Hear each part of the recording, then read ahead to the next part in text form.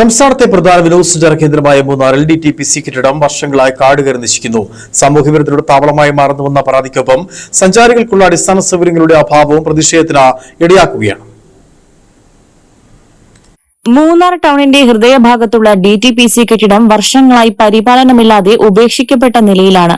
ഒരു കാലത്ത് വിനോദസഞ്ചാര ആവശ്യങ്ങൾക്കായി ഉപയോഗിച്ചിരുന്ന കെട്ടിടവും പരിസരവും ഇന്ന് കാടുകയറി നശിച്ചു.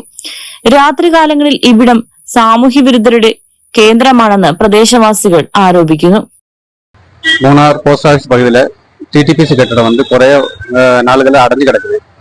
இதனால பொதுமக்களும் வினோத சஞ்சாரிகளும் ரொம்ப புத்திமுட்டில் இருக்கிறாங்க. ஏன்னா நைட்டு ஒரு 8 மணிக்கு மேலே இங்கே மூணாரில் எந்த ஒரு பாத்ரூம் சௌகரியம் இல்லை. இப்போ அதனால பாத்ரூம்காக வேண்டி நிறைய டூரிஸ்டுகளும் ரொம்ப புத்திமுட்டில் இருக்கிறாங்க.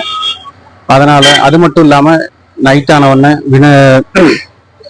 சாமூக விரதர்கள சல்லியம் ரொம்ப கூடுதலாக இருக்குது. இதை தொடர்ந்து பிரவர்த்திக்கணும்னு சொல்லி TTPCக்கும் പഞ്ചായത്തുക്കും ഒരു റിക്വസ്റ്റ് കൊടുക്കുന്നു.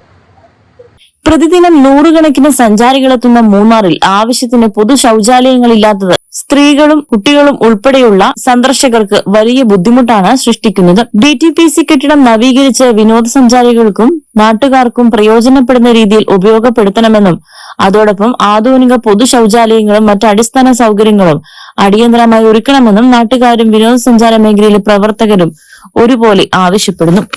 News bureau, Adimali.